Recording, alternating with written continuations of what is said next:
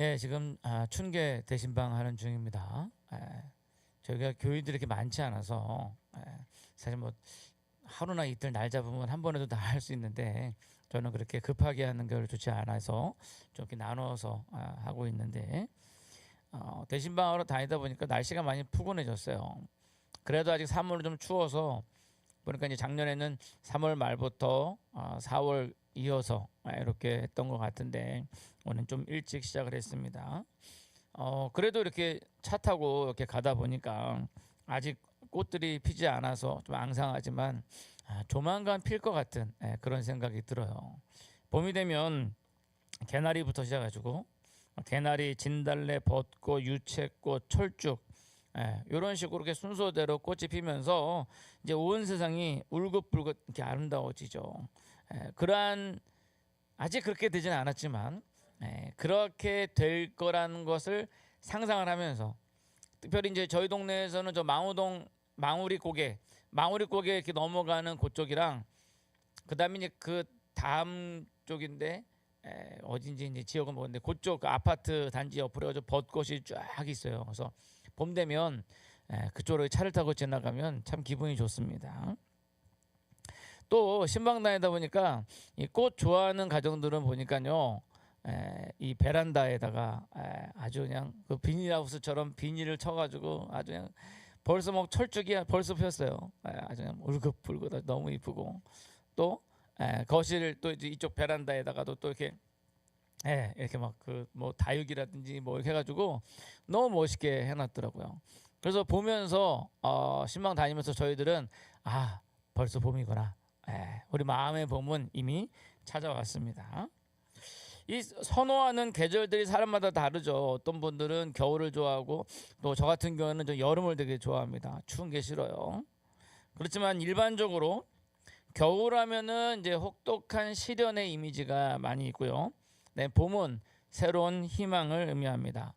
아마도 이제 농번기 때문에 이 농사 지으신 분들이 겨울에는 가을에 거뒀던 거, 저장했던 것을 먹으면서 버티고 그다음에 이제 새 봄이 되면은 씨를 뿌리면서 이제 이 씨가 자라서 또 우리 가을에 또 이 열매들을 거두겠구나 라는 그런 희망을 가지면서 보내기 때문이 아닌가라는 그런 생각이 듭니다.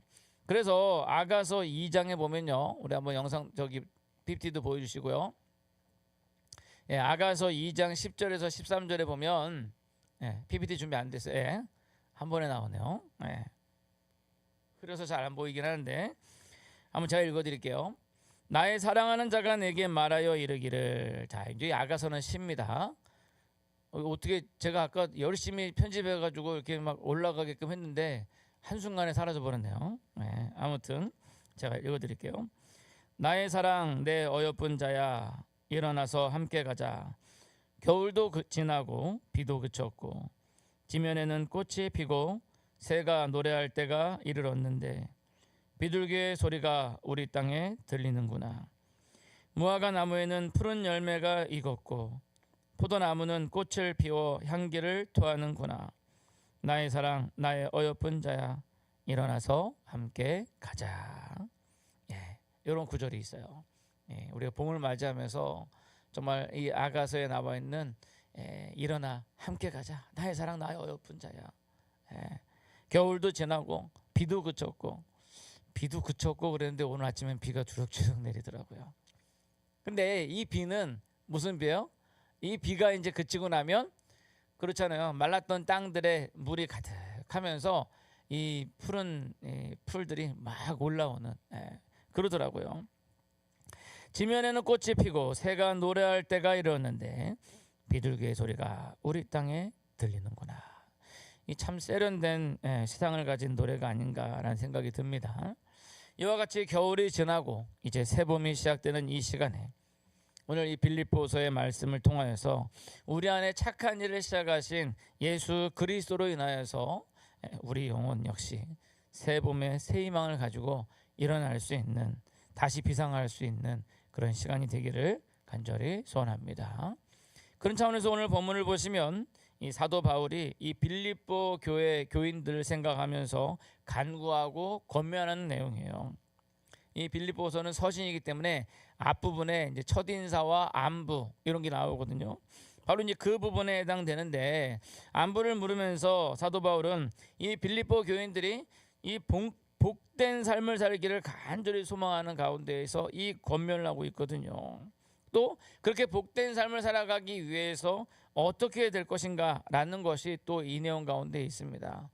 다시 말씀드리지만 오늘 본문 말씀을 통하여서 우리 안에 착한 일을 시작하신 예수 그리스도를 통하여서 다시 일어날 수 있는, 그렇게 우리 자신을 좀 점검하는 그런 시간이 되기를 간절히 소원합니다. 자, 먼저 첫 번째로 우리가 한번 점검해 보자는 것은요, 우리가 복음을 위한 일에 참여하고 있는가라는 거예요. 네. 오늘 본문 빌립보서 1장 3절 5절 말씀을 보시면, 내가 너희를 생각할 때마다 나의 하나님께 감사하며 간구할 때마다 너희 무리를 위하여 기쁨으로 항상 간구함은 너희가 첫날부터 이제까지 복음을 위한 일에 참여하고 있기 때문이다 라고 얘기하고 있어요. 이 바울이 빌립보 교회를 생각할 때마다 감사하고 또 기뻐하고 그랬던 거는 그들이 복음을 위한 일에 참여하고 있기 때문이라는 거죠. 이거는 역으로 얘기하면 우리가 복음을 위한 일에 참여하고 있을 때 이런 감사와 기쁨이 있다라는 겁니다. 그럼 복음을 위한 일에 참여하는 게 뭘까요? 예? 여러분들 나가서 막 전도하는 거, 아니면 뭐 선교사로 뭐 다른 나라에 가는 거, 아니면은 저처럼 뭐 교육자가 돼가지고 말씀을 선포하는 거, 이런 걸 의미하는 걸까요? 여러분, 빌립보 교회 사람들도 다 선교사, 다 전도자들은 아니었어요. 오히려 그 중엔 사도 바울을 시기하는 사람도 있었습니다. 사도 바울을 시기하고 질투해서, 사실 빌립보서의 앞부분에 보면 나와 있는 내용이 뭐냐면, 이 빌립보서를 쓸 때 사도 바울이 감옥에 갇혀 있었거든요. 그러니까 사도 바울이 감옥에 갇혀 있을 때 사도 바울을 시기하고 질투하는 사람들이, 야, 잘됐다, 사도 바울 감옥에 갇혀 있을 때 우리가 열심히 해서 바울만 이거 할 수 있는 게 아니라 우리도 할 수 있다라는 걸 보여주자. 그래서 교회에서 바울의 입지가 좀 축소될 수 있도록 그러기 위해서 열심으로 전도하고 하는 거예요. 근데 바울은 그런 부분을 보고 오히려 내가 교회의 입지가 작아지고 나를 시기하고 질투하는 일로 인해서 복음을 전하더라도 어찌됐든 간에 예수님이 전파되어지면 나는 기쁘다라고 이야기를 하고 있죠.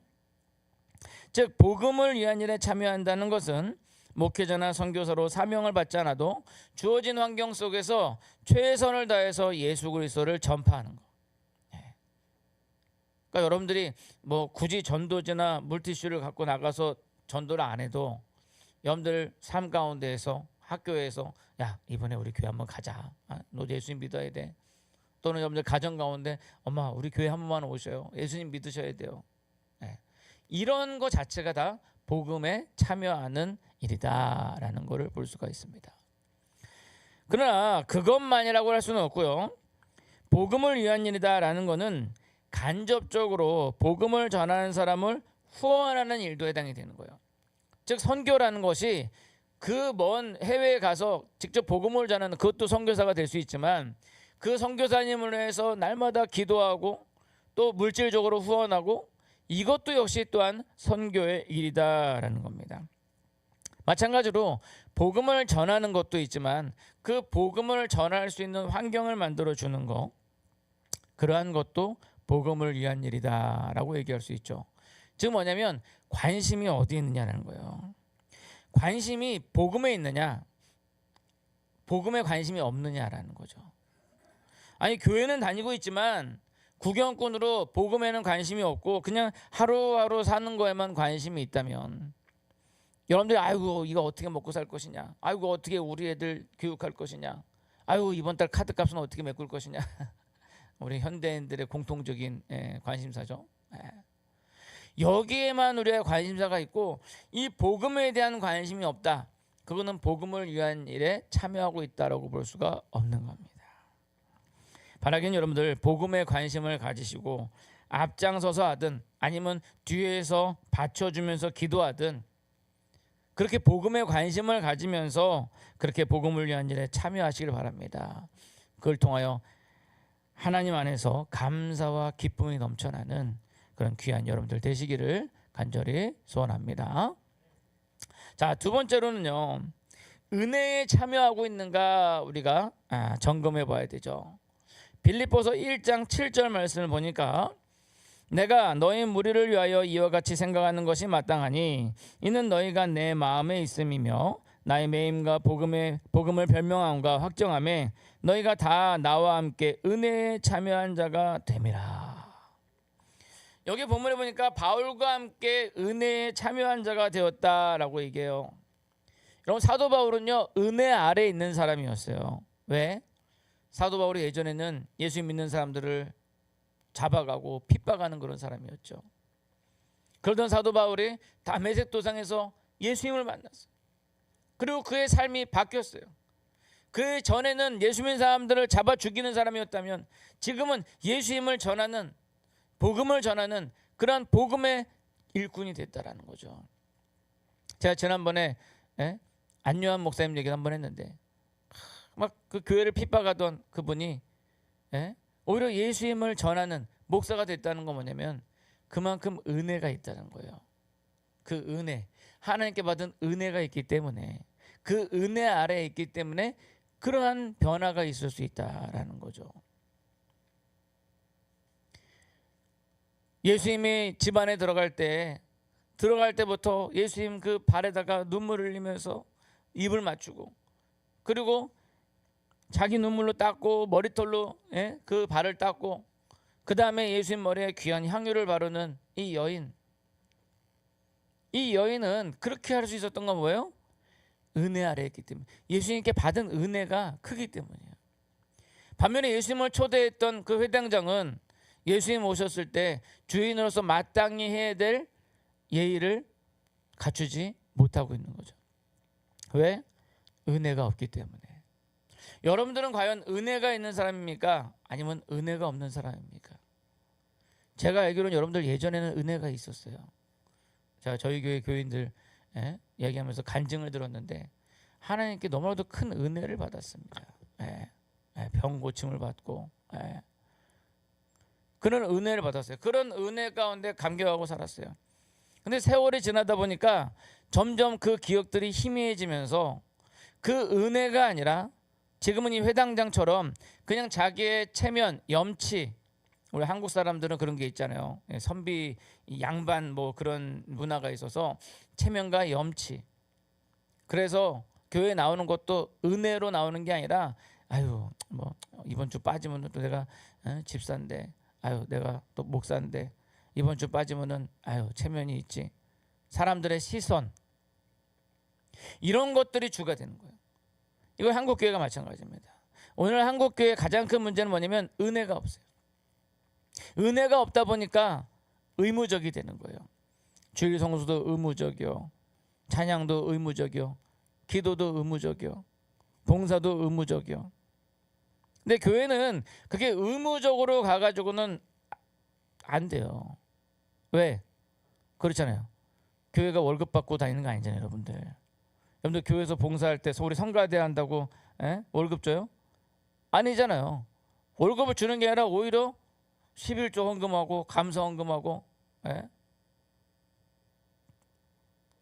그러니까 의무로 나온다 그러면은 그게 무슨 의무감이 있겠어요?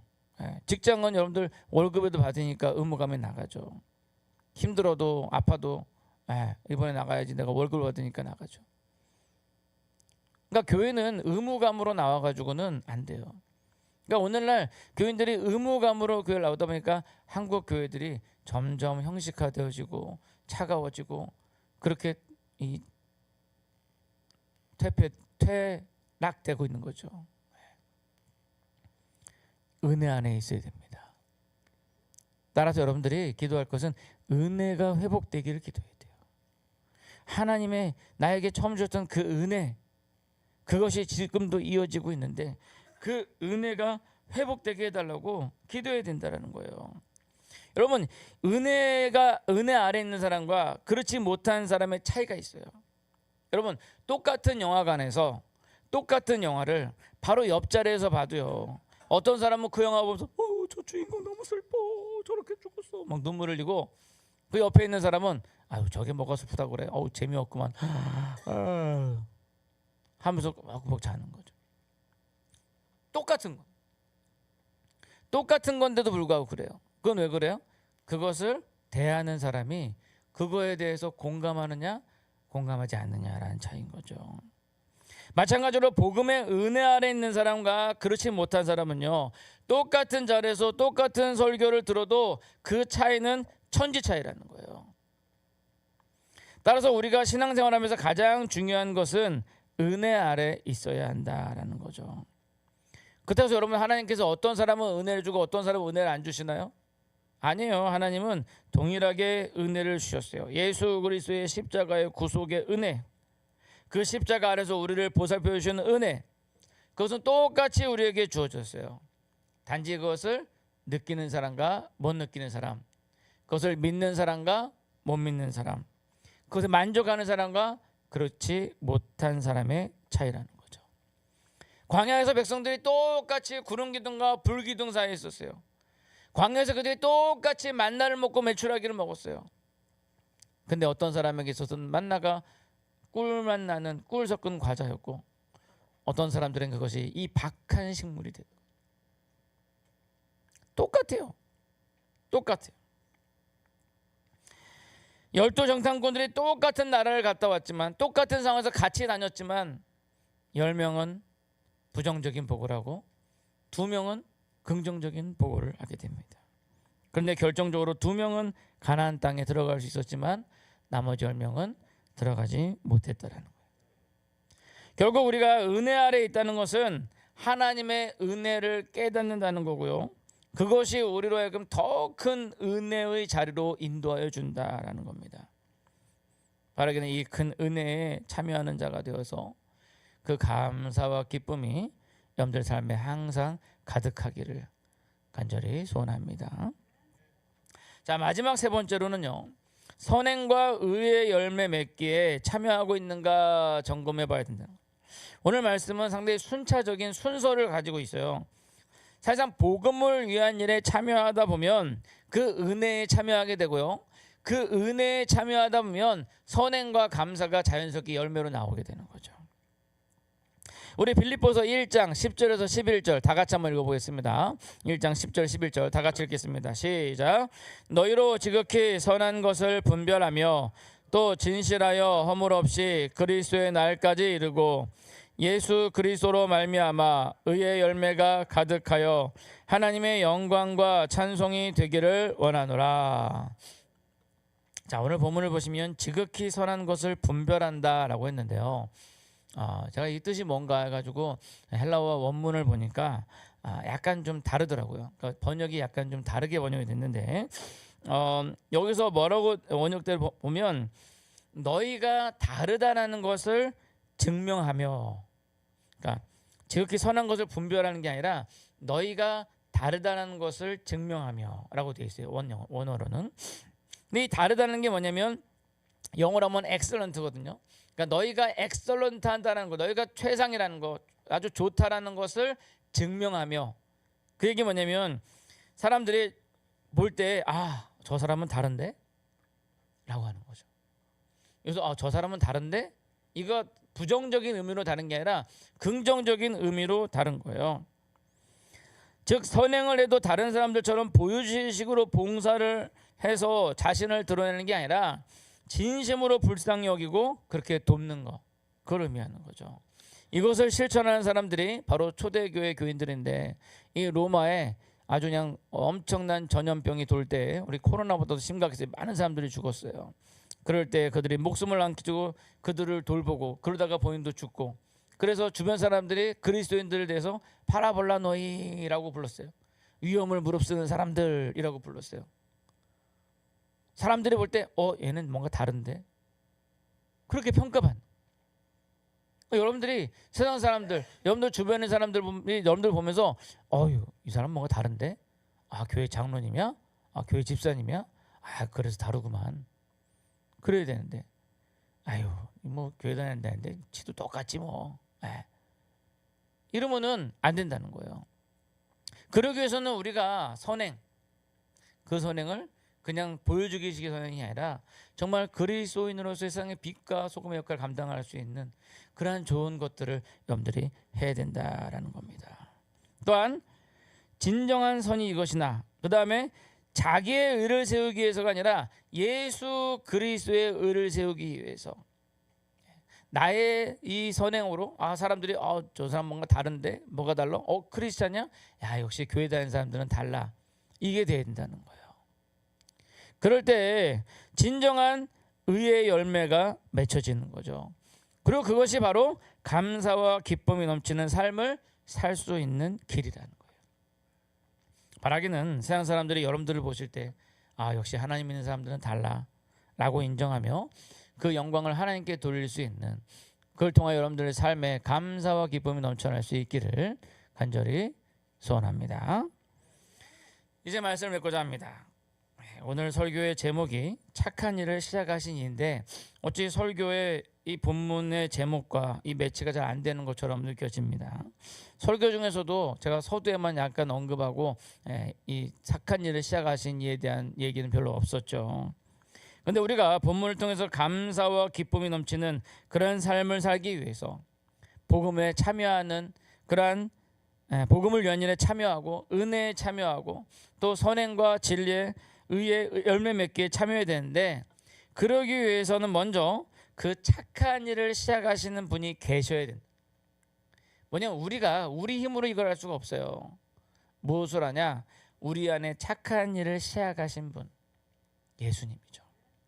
즉 우리가 가지고 있는 것으로 하는 것이 아니라 그 모든 것을 몸소 실천하셨고 또 그것을 우리 안에 선한 씨앗으로 심으신 예수 그리스도를 믿고 의지할 때, 즉 우리가 할 수 있는 게 아니라 우리 속에 있는 그 씨앗이 팍 터져서, 새봄에 씨앗이 팍 터져가지고 나오듯이 그 씨앗이 나와서 싹이 튀어올 때, 그럴 때 비로소 역사가 일어난다는 거죠.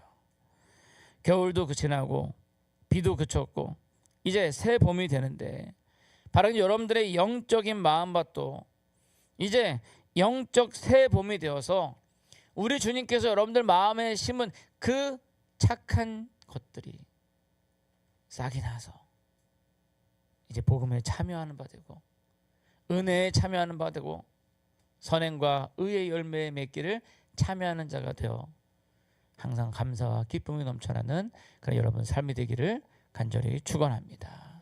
기도하겠습니다.